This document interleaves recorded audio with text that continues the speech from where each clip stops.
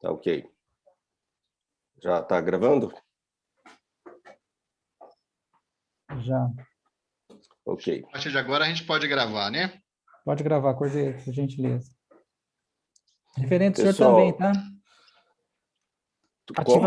Ativa a sua gravação também, por gentileza. Aqui para mim está aparecendo que está gravando. Isso. Está gravando pelo meu. Isso. Você Tá, grava eu vou também, ativar aqui. por Tá, gentileza. gravando. Também ativei a minha. Obrigado. Gravando. Ok. Comandeceu.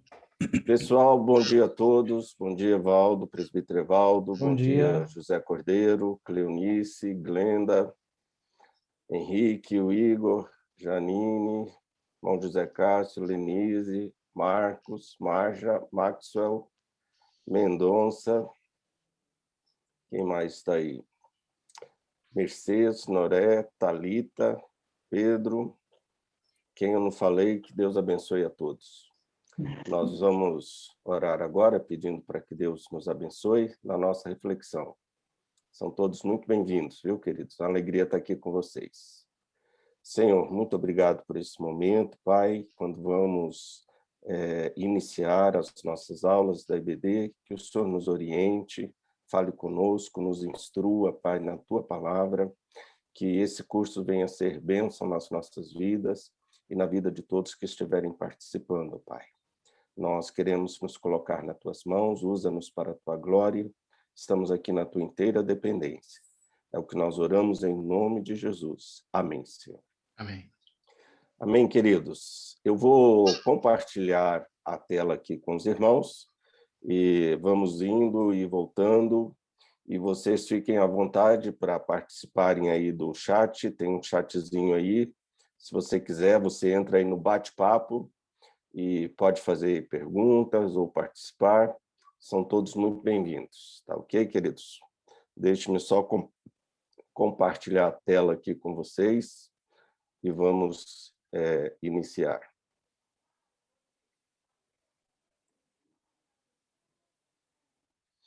Ok.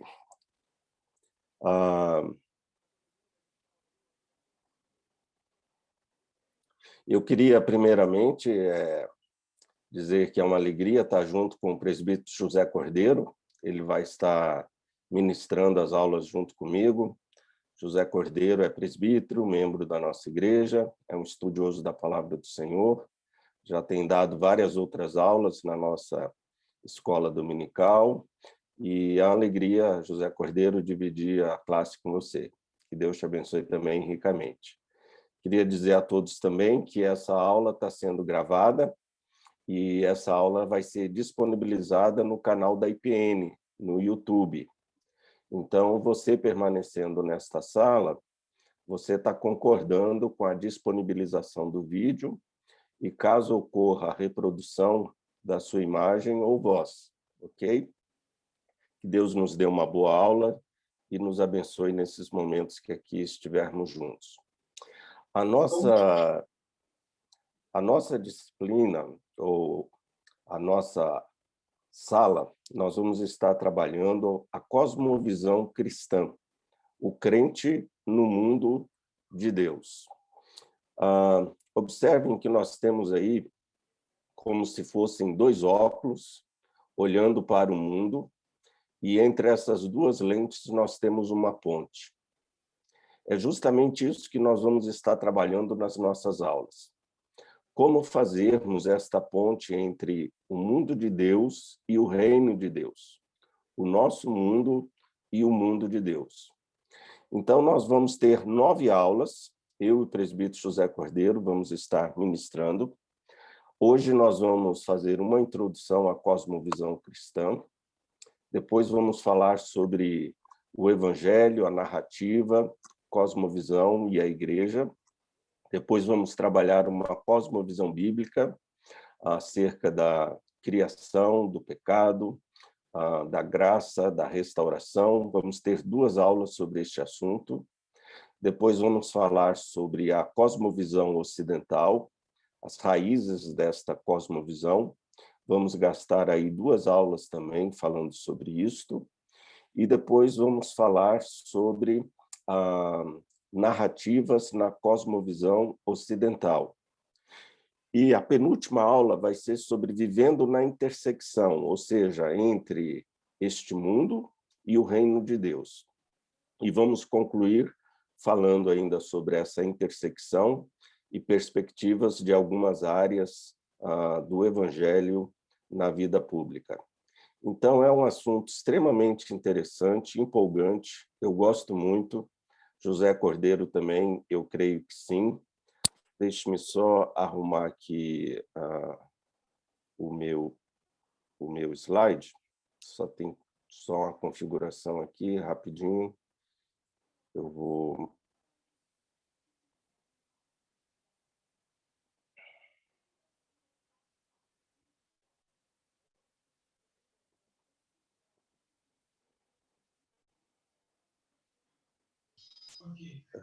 Evaldo, como que eu faço para tirar essa tirinha aqui do lado da minha... Essa tirinha aqui do lado da minha... Agora estou vendo o pastor. Certo, tá certo. Só um minutinho, irmãos. Reverendo, o senhor, volta lá onde o senhor estava no PowerPoint, por gentileza. Então, ESC aí. Também. Isso, vai lá em... Pronto. Conseguiu? Consegui. Não, então, beleza. Não consegui tirar a tirinha do lado. O senhor precisava ir lá e configurar a apresentação de slide, reverendo. A apresentação do slide. Volta lá, por gentileza. Dá o ESC lá. Pode dar o ESC. Tá. Dei. Tá. Eu vou em apresentação do slide e aí eu coloco como? É o do meio para uma... Eu não estou enxergando aqui. Tá, para uma pessoa. Isso. Aí vê se melhora. Isso eu faço no Zoom ou no PowerPoint? Não, no PowerPoint você tem que fazer isso. Tá.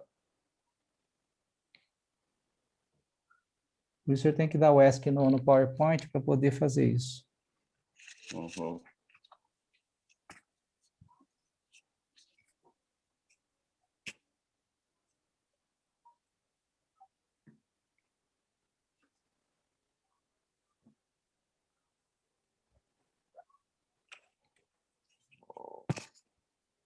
Você está vendo alguma coisa aí do PowerPoint? Não, Não, né? aqui não. Uhum. Tá. Eu acho que o senhor tem que dar... O senhor deu o ESC? Dei. Sai Deixa sai da apresentação e depois, o senhor faz isso e entra de novo, por gentileza. Tá.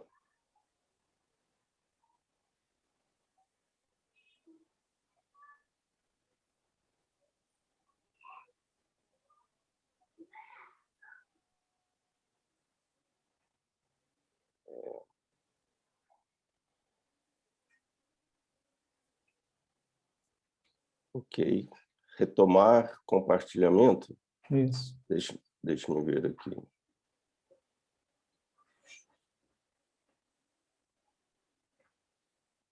senhor já acionou lá para uma pessoa, né?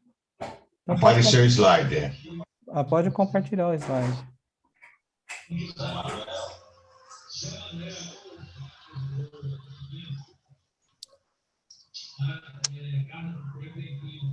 Ok, estão vendo o slide? Está na tela toda ou não? Não, pô, agora o senhor aciona para a Ainda tela. não. Isso, aciona aí, reverendo. Aciono o que agora? Para a tela toda, ali. Ela toda. Aciona a tela toda ali. O seu compartilhar. Tá. Isso aí. Isso. Tá bom. Pronto. Evaldo, Muito bom. Pois não. Como é que eu... tá, já consegui. Tá bom. Vamos Setinha lá, que vai e gente. vem, tá? Tá bom. Gente, desculpa aí, mas agora vai. Deixa eu falar para vocês. Esse livro, Introdução à Cosmovisão Cristã, é o livro que nós vamos estar usando como livro-texto da nossa aula. São dois grandes eruditos que trabalham esse assunto de uma forma bem didática e muito profunda também. O outro livro é esse livro, A Visão Transformadora, do Brian e do Richard. Também são teólogos reformados. Um livro muito bom, sucinto, resumido. Outro texto também que vamos estar usando é esse, A Criação Restaurada, do Albert Wolters. Também é um pastor reformado, um livro muito bom, excelente para a cosmovisão reformada. Queria dizer que a nossa aula está sendo gravada, esses slides eles vão estar sendo disponibilizados, então vocês podem ficar tranquilos em relação a isto, ok?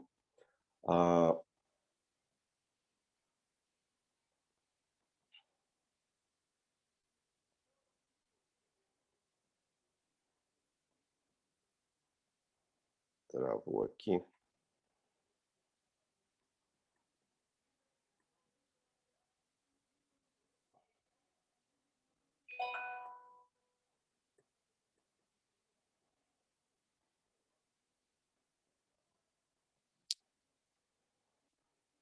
Só um minutinho que travou aqui a minha.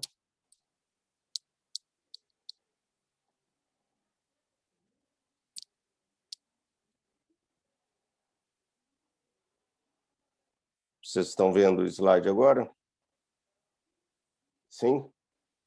Sim. Ok, pastor. Ok. Travou aqui, desculpa. Um outro livro é esse livro, Universo ao Lado, do James Siren. É um livro interessantíssimo, muito bom. Recomendo também a leitura. Então, só para os irmãos terem uma ideia do material que nós vamos estar usando. Esses são os principais. No livro A Mente Cristã no Mundo de Deus, onde ele trabalha essa intersecção entre o reino de Deus e o mundo onde nós estamos, este autor, o James Emery, ele fala que, no fundo da cosmovisão de cada autor bíblico, e igualmente também no interior da mente dos primeiros pais da igreja, havia o entendimento de que a plenitude do ser humano significa pensar. Então, o pensamento é fundamental no que diz respeito a tudo aquilo que nós pensamos, escrevemos. Isso vai desembocar nas nossas atitudes, na forma de vermos o mundo e na forma de enxergarmos o próprio Deus.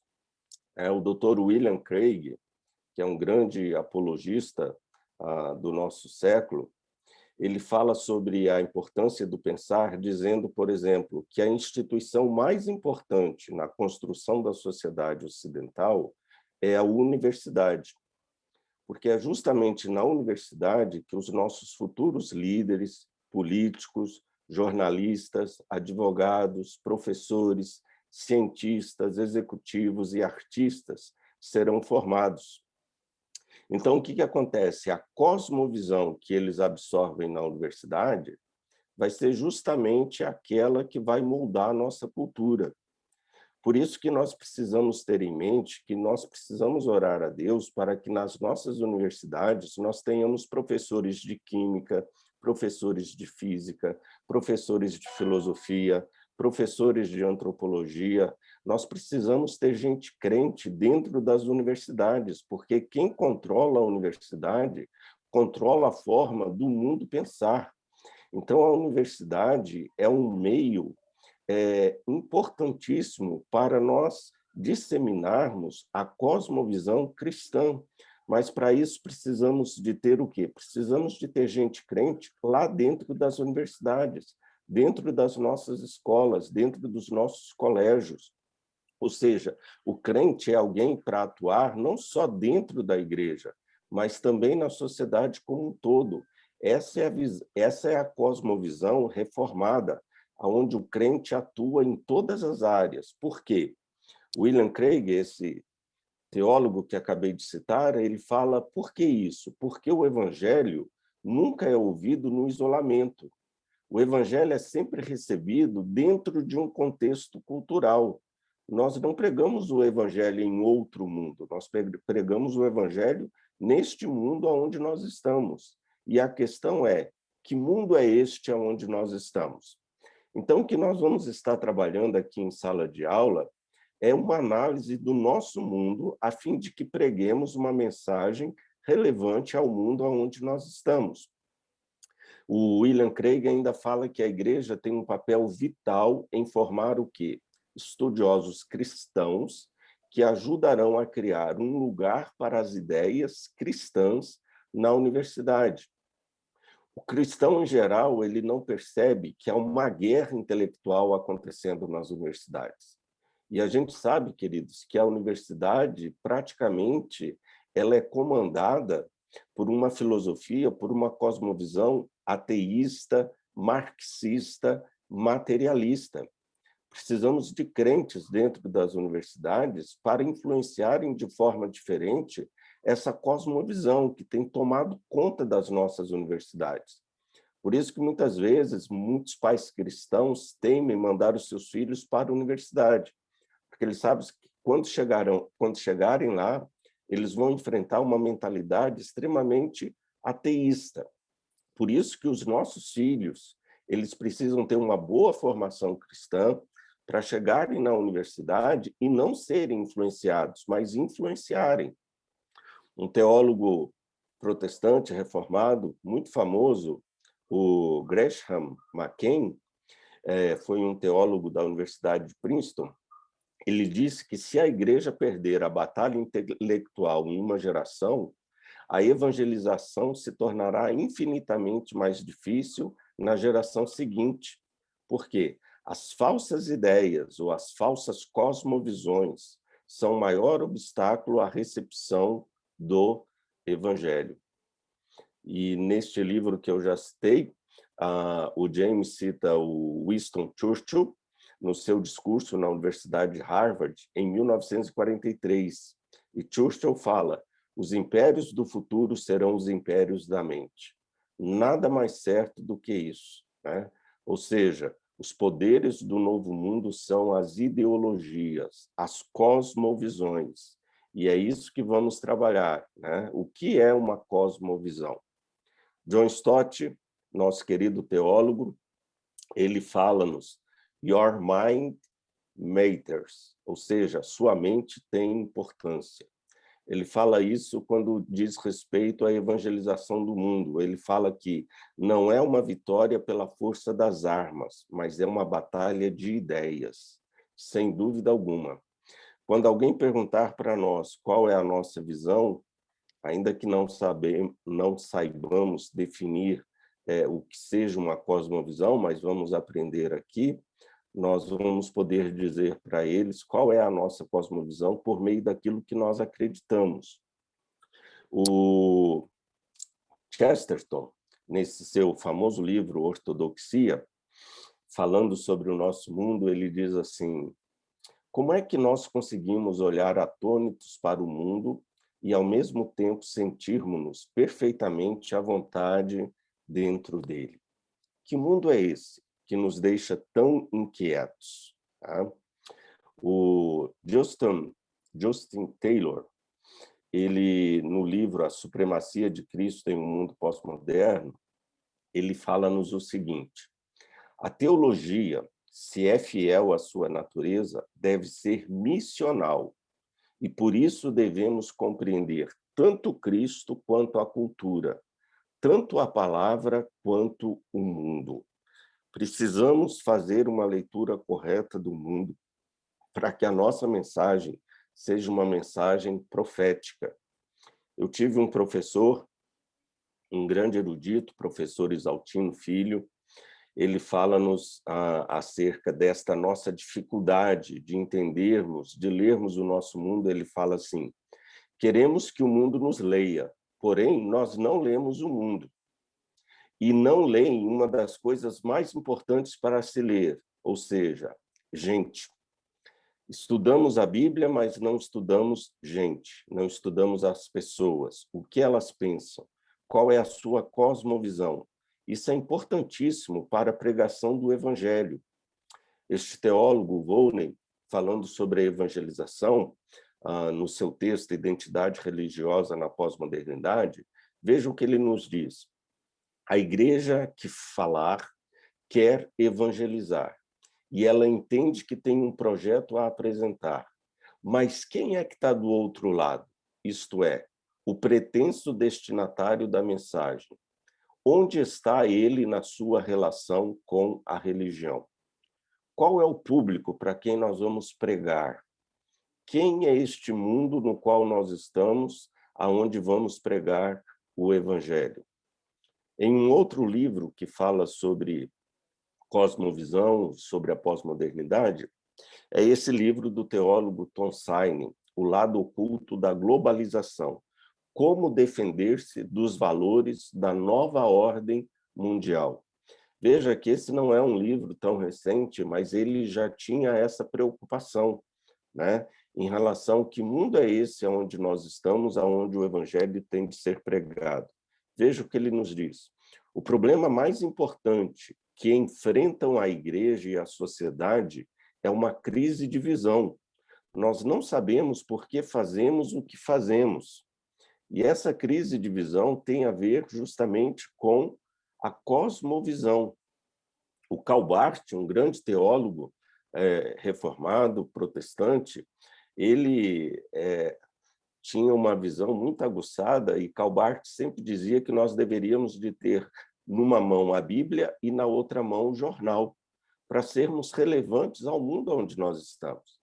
Veja que lá em João 17, Jesus fala que nós não vamos pregar o evangelho no vazio. Ele fala, Pai, eu não peço que os tire do mundo, mas que os guarde do maligno. Ou seja, nós estamos no mundo, mas a grande pergunta é, que mundo? Qual é o nosso mundo? Como é que nós lemos este mundo? Como é que o mundo lê o próprio mundo? Como é que o mundo nos lê? Como é que nós lemos o mundo? Então, vejam o que Jesus nos disse lá no Evangelho em Mateus. Ele, porém, lhes respondeu, Jesus dizendo, chegada a tarde, dizeis, haverá bom tempo, porque o céu está avermelhado. E pela manhã, hoje haverá tempestade, porque o céu está de um vermelho sombrio. Aí veja o que Jesus diz. Sabeis, na verdade, discernir o aspecto do céu, e não podeis discernir os sinais dos tempos? Em outras palavras, o que Jesus está querendo nos dizer? Vocês são incapazes de lerem o tempo de vocês? Leiam o tempo de vocês. Saibam discernir o mundo aonde vocês estão. Esse texto está lá em Mateus 16, 2 e 3. Ok? Paulo era uma pessoa muito antenada, vamos assim dizer. Paulo era uma pessoa sempre preocupada em ler o seu tempo. Quando nós lemos as cartas de Paulo na nossa Bíblia, nós vemos Paulo citando filósofos, vemos Paulo citando poetas, pensadores do seu tempo. Eu costumo brincar que Paulo, todo dia de manhã, ele lia a Bíblia, lia o Correio Palestinense, a Tribuna de Jerusalém e a Folha do Império Romano. Sem dúvida alguma, Paulo era uma pessoa muito bem antenada em relação ao seu tempo. Um grande pensador e teólogo também, o Ítalo Gastaldi, ele escreveu um livro muito interessante, chamado Educar e Evangelizar na Pós-Modernidade. E o professor Ítalo, ele fala assim, educar sem conhecer o homem é como caminhar no deserto sem bússola e sem mente. Quem é este homem para o qual o evangelho está sendo pregado ou o evangelho que nós iremos pregar? Todos esses desequilíbrios, todos esses desequilíbrios externos que nós encontramos no nosso mundo, eles, na verdade, refletem um desequilíbrio maior interno, nos diz este psicólogo Alex de Paula Tavares. E poderíamos dizer, então, admirável mundo doido, né? Que mundo é este? Isto, irmãos, é a nossa tentativa de pensarmos e refletirmos sobre cosmovisão. Então, vamos pensar, o que são cosmovisões ou o que é uma cosmovisão? Cosmovisão são pressupostos teológicos, bíblicos, filosóficos, que acabam por influenciar a forma de interpretarmos e pensarmos o mundo. Então, tenha isso em mente. Cosmovisão tem a ver com pressupostos, ok? Entre eu e a doutrina que eu prego, existe um mundo. Eu vou mostrar aqui para vocês em algumas transparências. Olhem só, entre o mundo e eu existem o quê? Pressupostos. Então, os pressupostos é que vão me dar condições justamente para eu ler o mundo aonde eu estou. É como se os meus pressupostos fossem como que lentes, né? Todo mundo vai ler um texto com determinadas lentes. Ninguém lê o mundo sem um determinado tipo de lente, sem um óculos. Todo mundo vai ler a realidade com algum tipo de lente, com algum óculos. Por isso que dentro da hermenêutica, que é a arte da interpretação, como é que a gente interpreta um texto, como é que interpretamos o mundo? É uma questão de pressupostos. Então, a pergunta é, qual é a sua ótica? Qual é o seu pressuposto? Qual é a lente que você usa? Um pressuposto, pelo dicionário, é aquilo que se supõe por antecipação ou antecipadamente, presumidamente, né? É uma suposição, aquilo que se acredita ou se julga por antecipação. Ou seja, você lê um texto, você vê o mundo, você faz uma leitura da realidade a partir de determinados pressupostos, né? Então, ninguém vai fazer uma leitura do mundo de forma inocente, vamos assim dizer. Ninguém se aproxima do texto como uma tábula rasa, como alguns pensadores, né, diziam no passado que o homem é como uma tábula rasa, como se fosse uma folha em branco, e a partir do momento que ele nasce, essa folha em branco é que começa a ser escrita. Não, de forma alguma, né? Nós vemos John Locke falando, né, que o homem nasce como se fosse uma folha em branco. Hoje, a ciência já nega essa teoria de uma tábula rasa. A gente já nasce com muita informação já no nosso código genético. Hoje, a ciência nega a teoria da tábula rasa. Ninguém é inocente na leitura que faz do mundo, nem mesmo uma criança. A criança, muitas vezes, já lê o mundo com maldade no seu coração. A ciência hoje, o Projeto Genoma, nos diz que a cada dia um novo gene é descoberto para explicar por que que nós possuímos características próprias, por que que tomamos certas decisões e somos afetados pelas coisas de certa maneira, né? Então, o Projeto Genoma mostra que a teoria da tábula rasa não procede. Então, desde que nós somos gente, e antes de virmos ao mundo, nós já temos todo um código genético que condiciona os nossos gestos, nossas atitudes, nossa forma de pensar, muita coisa que nós herdamos dos nossos pais, dos nossos avós. Então, ninguém é inocente no que diz respeito à forma como se lê o mundo. Então, indo já do meio para o final da nossa palestra, vamos ver acerca deste conjunto de pressupostos, né, que vai nos fornecer uma determinada cosmovisão. Alguém pode, olhando para uma mesma árvore, ver apenas os galhos. Outros podem, olhando para a mesma árvore, focar nas folhas da árvore. Se Immanuel Kant, o filósofo alemão, Kant dizia: se você tem uma lente rosa, você vai ver o mundo rosa. Se você tem uma lente verde, você vai ver o mundo verde. Mas os dois estão vendo o mesmo mundo. Por que que um vê o mundo de uma forma e o outro vê o mundo de outra forma? Porque eles possuem lentes diferentes, olhares diferentes. E esse olhar tem a ver com o quê? Com a nossa cosmovisão, com os nossos pressupostos. Esse livro que eu indiquei para vocês, O Universo ao Lado, um livro excelente, o subtítulo dele é A Vida Examinada, um catálogo elementar de cosmovisões. A definição que ele nos dá de cosmovisão, ele diz assim, o que é uma cosmovisão?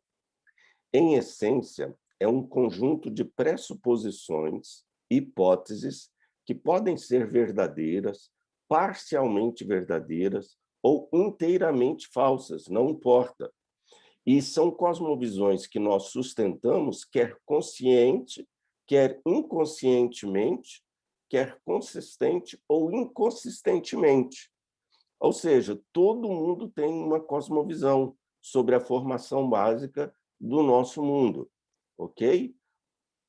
Então, Calvino, por exemplo, ele vai dizer-nos, já na época dele, veja que interessante, irmãos, já na época de Calvino, ele se preocupava com essa questão da cosmovisão.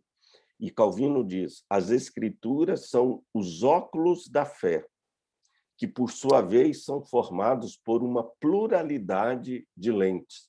Olha que coisa interessante, no século XVI, veja que essa é uma ciência hoje muito nova, mas no século XVI, Calvino já estava à frente do seu tempo.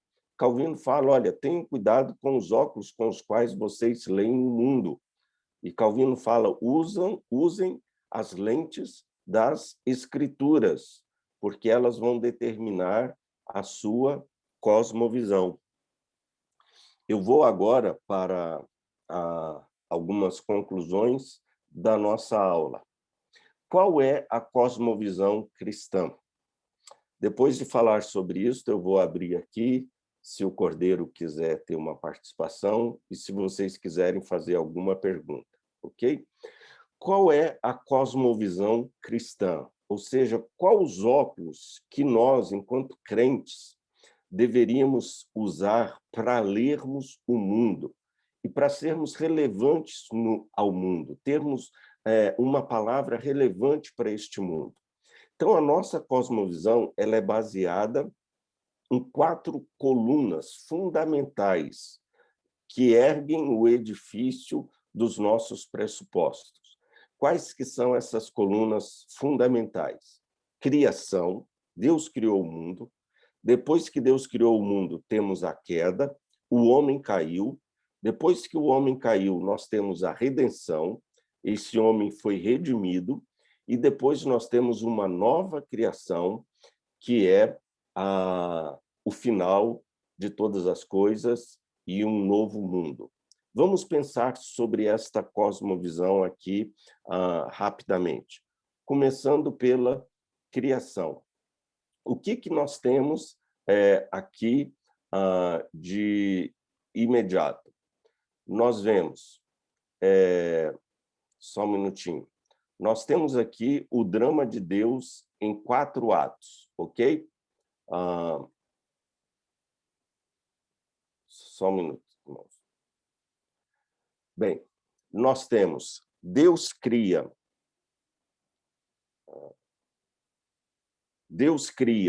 o mundo, né? Ele é o Criador. Então, veja, nós já olhamos para o mundo com uma determinada cosmovisão. Qual é a nossa cosmovisão? Qual é a lente que a gente usa para ler o mundo? Que Deus criou esse mundo.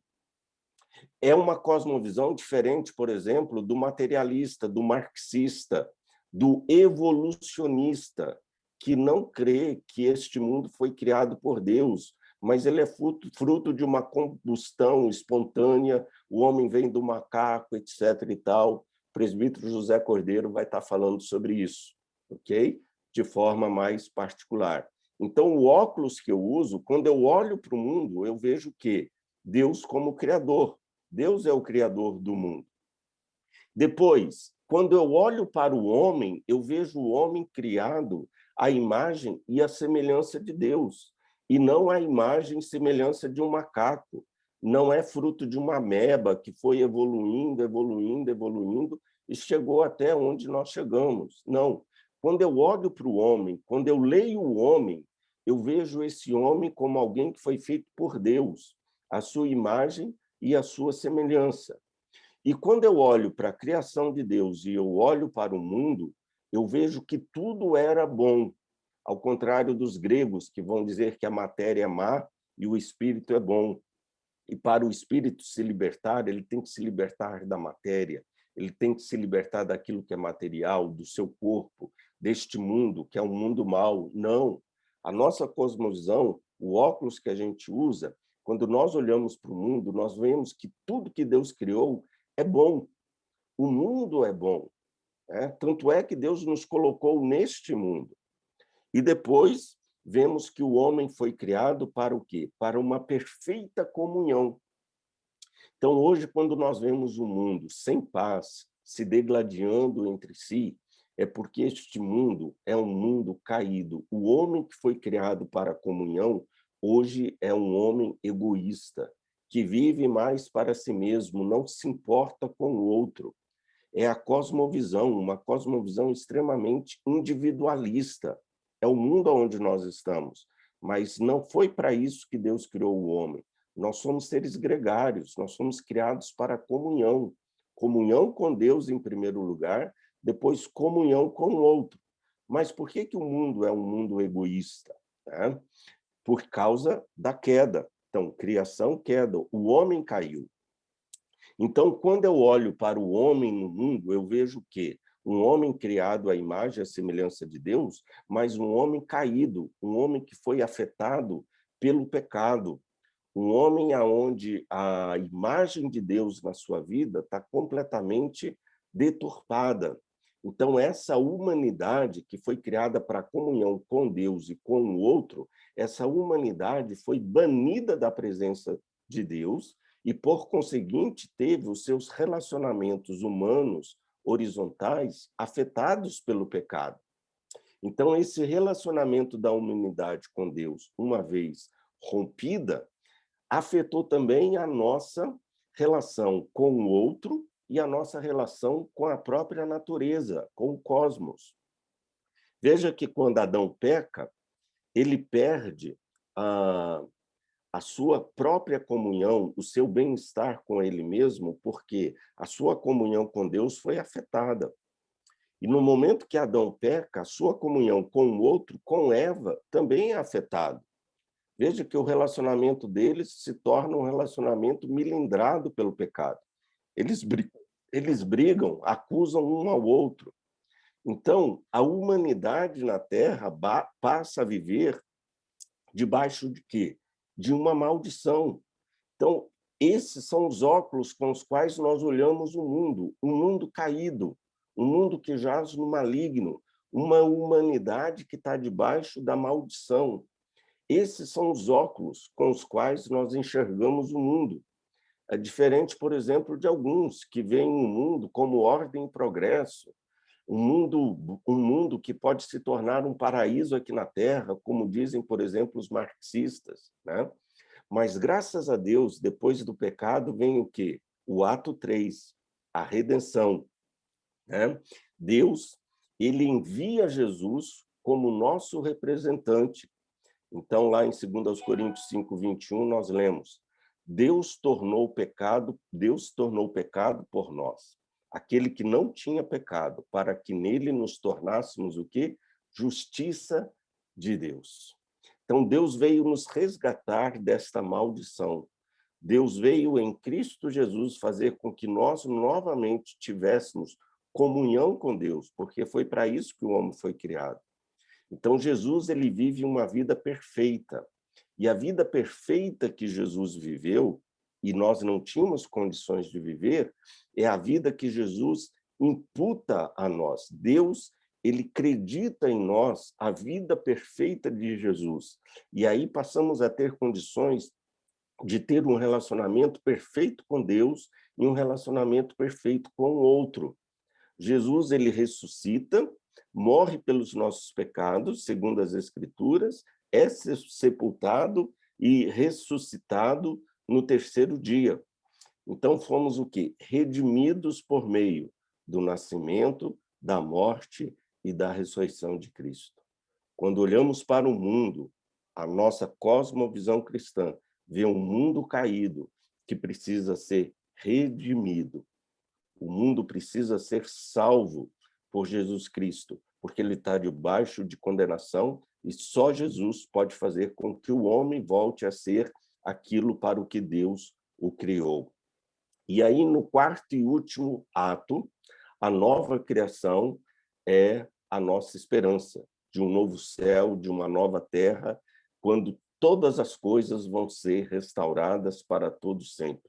Jesus vai voltar, vai reinar para sempre, né? Deus vai banir de vez o pecado do mundo, como diz o Salmo 103:12, e como o Oriente está longe do Ocidente, assim ele afasta para longe de nós as nossas transgressões. Fala que dos nossos olhos Jesus enxugará toda lágrima. Não vai haver mais pecado, não vai haver mais sofrimento, não vai haver mais dor. A humanidade, então, vai estar numa perfeita comunhão com Deus para todo o sempre. Como diz Paulo lá em 2 Coríntios 5:17. Portanto, se alguém está em Cristo, é uma nova criação. Nova criação. É a melhor tradução, e não nova criatura. As coisas antigas já passaram, eis que surgiram coisas novas.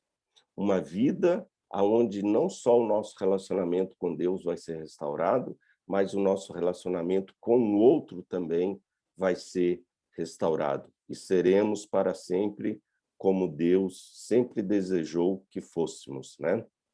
E o texto que eu li, ele vai enxugar dos nossos olhos toda lágrima. Não haverá mais morte, nem tristeza, nem choro, nem dor, pois a antiga ordem já passou. A antiga ordem, irmãos, é esse mundo onde nós estamos. Vejam como que os óculos de uma pessoa evangélica, veja como os óculos de um cristão, a cosmovisão de um cristão é completamente diferente da cosmovisão do mundo. Essa que eu acabei de mostrar para vocês é a forma como nós, enquanto cristãos, enxergamos o mundo criado por Deus e o homem que está neste mundo.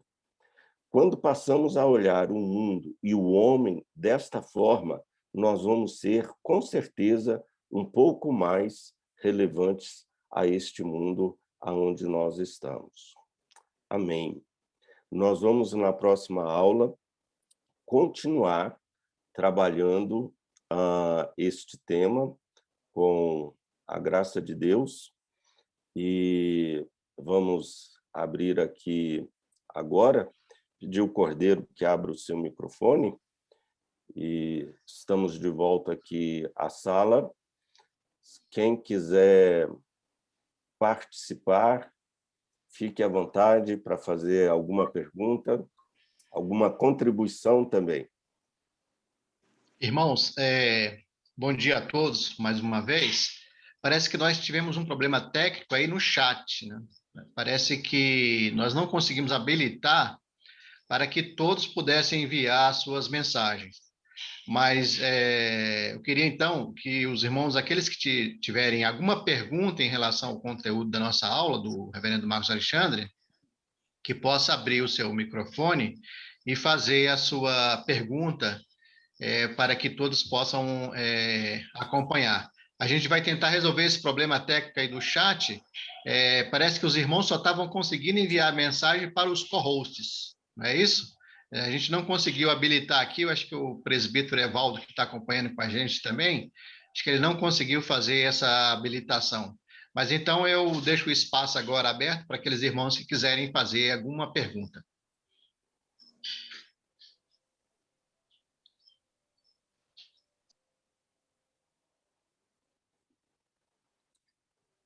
Nenhuma pergunta, queridos? Todo mundo entendeu? Ficou claro? Foi ótimo.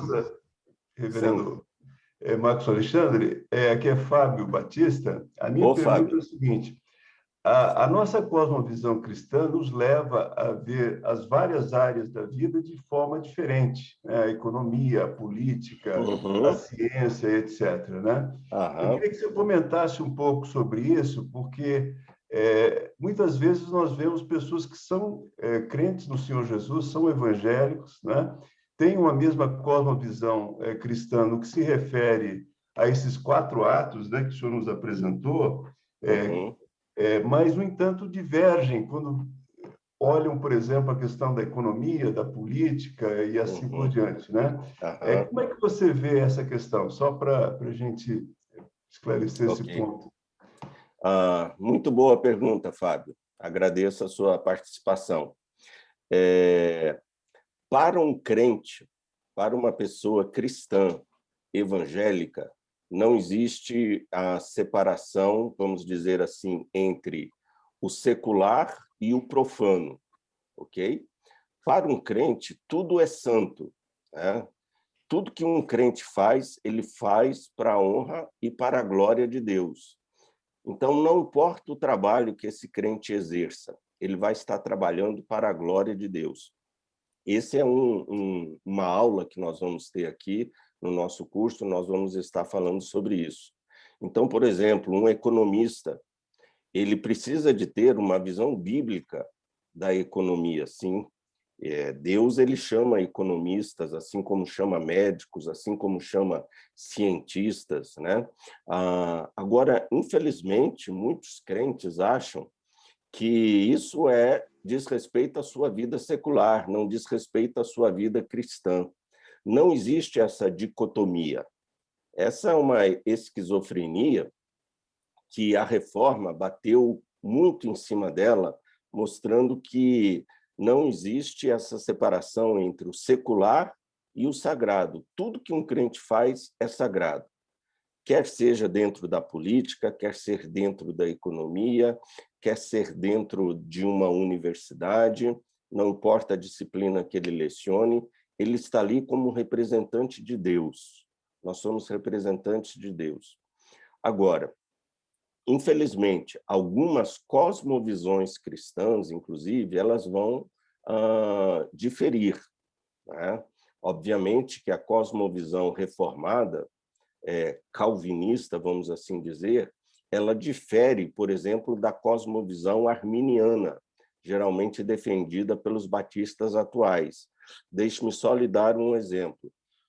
A cosmovisão reformada, calvinista, tem uma imagem pessimista do homem. O homem é um ser caído, completamente depravado, completamente carente da glória de Deus. E este homem, ele só tem uma chance de ser redimido, se Deus chegar até ele.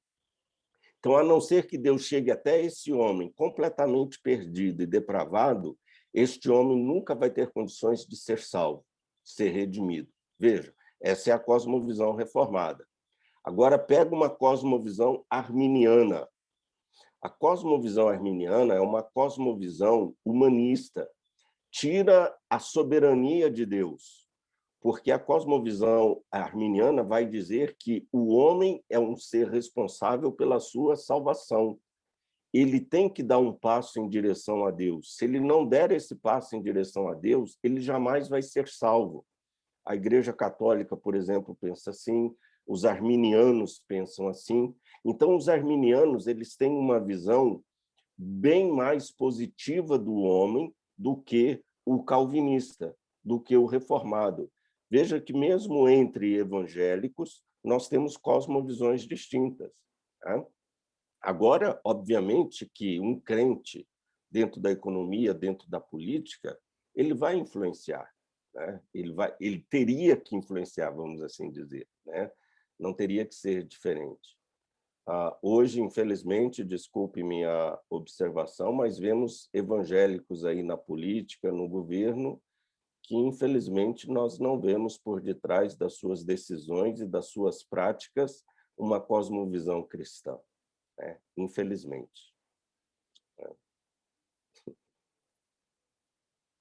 Ok, irmão Fábio? Obrigado pela sua palavra. Obrigado, pastor, pela resposta. Ok. Marcos Alexandre? Oi, irmã Silvia.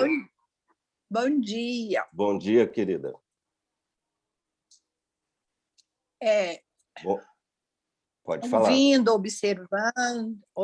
observando, analisando toda a sua explanação, eu fiquei pensando como é importante conhecermos profundamente a Bíblia, estudarmos a Sim. Bíblia e orarmos, para nós Sim. termos uma cosmovisão saudável para enfrentarmos qualquer Aham. situação na nossa vida.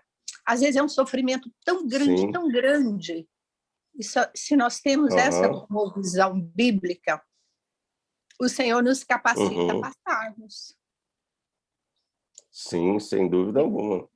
Sem Fiquei dúvida pensando alguma. nisso. É. Sim. É Só aquilo isso. que Calvino falou, né? Aquilo que Calvino disse, que as escrituras precisam ser os óculos com os quais a gente lê o mundo, né? E lê o homem do nosso tempo. Gente, mais alguém tem alguma pergunta? Pastor, eu gostaria de fazer uma pergunta também. Sim, Priscila, claro. Bem, eu Tudo também bem? estou bastante interessada nesse tema, porque eu acho que é uma coisa muito, um assunto muito importante para a gente que vive nesse mundo, né? Então a Sim. gente precisa se aprofundar. E a minha pergunta Ainda mais você como professora universitária, né? Exatamente. Ainda bem que você está lá dentro, né? Pois é. Então, a minha pergunta é mais em questão à literatura, porque eu entrei um pouquinho depois, e eu peguei aqui uma indicação de 3 livros, mas qual o livro que o senhor indicaria que seria assim mais que direciona mais a nossa, assim, a matéria, né, a disciplina aí Ok. da aula? Esses livros que eu coloquei no início da nossa aula, você pode depois voltar e ver na gravação, essa aula vai ser disponibilizada no YouTube, tá, irmãos? Depois o link vai estar sendo passado para vocês. Então, esses 4 livros que eu passei sobre cosmovisão, eles são muito, muito bons, muito profundos, fáceis de serem lidos, nos dão uma base muito boa do que é uma cosmovisão cristã. Tá? Qualquer um desses 4, 5 livros que eu coloquei no início, você pode ler que você vai ter um ganho muito grande. Principalmente, viu, Priscila? Principalmente o livro do James Sire, Universo ao Lado, vai te ajudar muito dentro da universidade. Tá? Esse livro do James Sire, Universo ao Lado. Sim, muito obrigada, pastor. Essa era a minha pergunta. Por nada. Obrigada. Por nada. Pastor Marcos Alexandre, Pois o não. Chico, que quando Oi, fiz irmão Francisco. os meus colegas botaram lá, Francisco, uma alegria, velho. Alegria, irmão Excelente. Francisco. Esse livro do Sire já está traduzido no Brasil? Já está traduzido, nós o temos em português. Tá? Já temos, né? Temos. Muito bom. Muito Tá? bom. Foi muito, é um livro, inclusive, estudado e lido nas universidades seculares. Com certeza, viu? Foi um momento realmente de grande deleite para todos nós que ouvimos esta aula, tá? Ok, querido. A soberania de Deus, a soberania. Amém. Só que a gente está no tempo limite, então precisa fazer Tá bom. rápido, responder rápido e a gente Ok. encerra. Ok, Cordeiro, meu irmão Cordeiro, já estou encerrando. Para nós foi salutar, Cordeiro, já vou encerrar. Para nós foi salutar esta aula. E Amém, quero glória a Deus. dar graças a Deus por isso. Amém. Pastor Marcos Alexandre, muito obrigado. Pastor Marcos Alexandre, Sim, Cordeiro. tem mais 2 irmãos que estão querendo fazer uma pergunta, e eu acho que aí depois da pergunta desses 2 irmãos, nós poderíamos encerrar. O primeiro é o Gustavo Souza. Certo. Eu pediria que ele abrisse o microfone e fizesse a pergunta dele. E depois do Gustavo Souza é o Maxwell Menezes. Ok. Bom dia, estão me ouvindo? Gustavo, bom dia, pastor. Sim, Gustavo, bom dia, querido. Pastor, assistindo a aula, eu percebo o seguinte, que o evangélico muitas vezes não tem um posicionamento político, né? E adequado, né? Porque, inclusive, infelizmente, já vi até conferência de cristão marxista já. Sim. Que para mim foi um absurdo, né? Ver isso. Sim, é um absurdo mesmo. E eu acho assim que diante dessa briga política que existe dentro das universidades, devia ter um amparo político também da universidade, por exemplo, Mackenzie, entendeu? porque deveria formar mais jovens de maneira mais barata, para eles se prepararem para esse mundo. Sim. Porque o que a gente tem visto, por exemplo, eu temo muito, por exemplo, pelo meu filho ir para uma faculdade pública futuramente e ter que lidar com a politicagem que existe, da instrumentalização que existe hoje, né? Tanto nas faculdades como no jornalismo também. Então, sim. Eu espero que Deus abra nossos olhos para isso. O que o senhor pode sugerir? Sim. Ok. Gustavo, eu assino embaixo o que você falou. Estou de pleno acordo. A Universidade Mackenzie tem tentado fazer isso, promovendo muitos simpósios dentro do campus universitário. Eles promovem muitos simpósios, muitos debates em todas as áreas da sociedade, política, economia, ciência, evolucionismo. Se você entrar depois lá no site da Universidade Mackenzie, você vai observar isso, né? A Universidade Mackenzie, dentro de todas as suas limitações, como uma instituição evangélica, tem tentado fazer a sua parte, né? Assim como o Colégio Mackenzie também, em Brasília. Obviamente, poderíamos fazer mais, mas estamos tentando. Mas eu concordo plenamente com o que você falou. Você tem razão. Tá? E o outro, o último? Marcos, só... Ô, Maxwell, tudo bem, querido? Estou ouvindo, Maxwell. Estou ouvindo, Maxwell. Com base na sua aula, pastor, me ocorreu aqui uns versículos. Contudo, aquele que é espiritual pode discernir todas as coisas e ele mesmo por ninguém é compreendido. Vai lá em 1 Coríntios 2. Né? E em 1 Coríntios 3 fala assim, ninguém se iluda, se qualquer pessoa entre vós se considera sábio de acordo com padrões desse nosso tempo, então é melhor tornar-se insensata para alcançar a sabedoria. Porquanto a sabedoria deste mundo é loucura aos olhos de Deus, pois ele está escrito, ele apanha os sábios nas próprias artimanhas dele. E mais, o Senhor conhece os pensamentos dos sábios, que são elucubrações vãs. Por que eu estou falando isso? Porque você falou da questão da cosmovisão, da gente compartilhar nossa cosmovisão, né? E aí eu gostaria que o senhor comentasse a situação, porque quando a gente compartilha, há esse choque, né? Da cosmovisão cristã com a outra, que não, né? E há uma reação forte no sentido de calar a voz da cosmovisão cristã. Né? Sim. Eu até estava lembrando aqui quantos irmãos no passado foram para a fogueira porque quiseram traduzir a Bíblia. Né? Sim. E eu mesmo estudei numa escola lá em Belém do Pará, que era anglicana, e tinha túmulos, tinha um cemitério na escola, eu não sabia por quê. Depois eu fiquei sabendo que era porque era proibido os protestantes serem sepultados nos cemitérios convencionais, que eram os católicos. São algumas reações assim, contemporâneas, né? Então, eu tenho uma perspectiva sobre isso, mas eu queria, se eu pudesse comentar, como deve se portar o cristão, porque ao compartilhar a nossa cosmovisão, há esse conflito, né? Sim. E há uma tendência de querer calar a voz do diferente. Ok. 1 Pedro fala que nós deveríamos estar prontos para fazermos a defesa da nossa fé a todos quantos perguntarem acerca dela. Então, 1 Pedro fala que nós deveríamos de ser apologistas, pessoas com condições de defender a nossa fé de uma forma lógica. Tem um estudo de 1 Pedro, está no YouTube, que eu dei para a igreja, depois você pode ver esta aula, onde eu falo sobre este versículo. Então, a Bíblia fala que eu devo estar preparado de forma lógica, com o meu pensamento, com formulações lógicas bem estruturadas para responder de forma lógica a todos quantos perguntarem acerca da minha fé. Então, obviamente que Jesus está dizendo, olha, eis que eu envio vocês para o meio de lobos. Jesus não nos enviou para o meio de cordeirinhos, não. Jesus nos enviou para o meio de lobos, né? Ou seja, a gente corre o risco de ser comido vivos, né?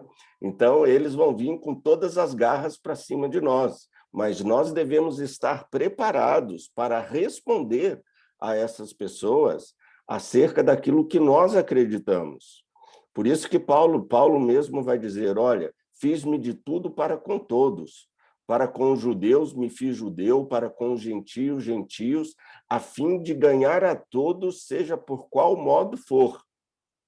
Então, muitos são chamados e poucos escolhidos. Então, o fato de nós mostrarmos ao mundo a nossa cosmovisão não quer dizer que todos vão aceitá-la, mas alguns sim. E graças a Deus por aqueles. Ou seja, a rede é lançada ao mar, e dentro dessa rede vem peixe de tudo quanto é jeito, né? Só que quem coloca o peixe na rede é Deus, né? Deus nos chamou para lançarmos a rede, mas quem vai pôr o peixe dentro da rede é Deus, né? Então, nós temos que estar preparados, sim, para anunciarmos o Evangelho dentro de uma cosmovisão consistente, lógica, conforme Pedro nos fala, né? Respondermos com graça e com amor. A crítica de Paulo aí aos Coríntios, viu, Maxwell, é uma coisa bem pontual, porque Paulo está criticando aqueles enfatuados pela sabedoria. Eles estavam como que inflacionados pela sabedoria, achando que eles eram máximos. Aí Paulo está colocando eles, menos. Vocês não podem colocar essa sabedoria acima de Cristo, né? Então, ali é uma crítica que Paulo está fazendo à soberba do conhecimento, né? A soberba do conhecimento.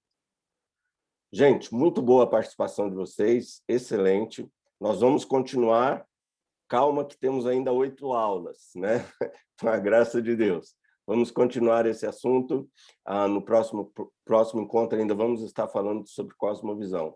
Deus abençoe vocês, um bom domingo para todos. Obrigado a todos. Fiquem na paz do Senhor Jesus. Shalom. Shalom. Amém. Shalom. Obrigado a todos. Obrigado, irmãos. Amém, pastor. Gratidão. Obrigado, Cordeiro. Obrigado. Obrigado a todos. Irmãos, obrigado, Evaldo, pela ajuda, viu? De nada. Irmãos, olha, no chat tem um link para a avaliação da aula. Aqueles que puderem e quiserem fazer a avaliação, por favor, clique no link da avaliação, né? Pode compartilhar aí, Cordeiro. Aí vai estar para fazer a avaliação da aula. Está no chat, já está compartilhado o link da avaliação, está no chat, irmãos. Ok. Isso. Ok. Deus abençoe a todos. Bom almoço. Obrigado, até logo. Obrigado. Obrigado. Para você também.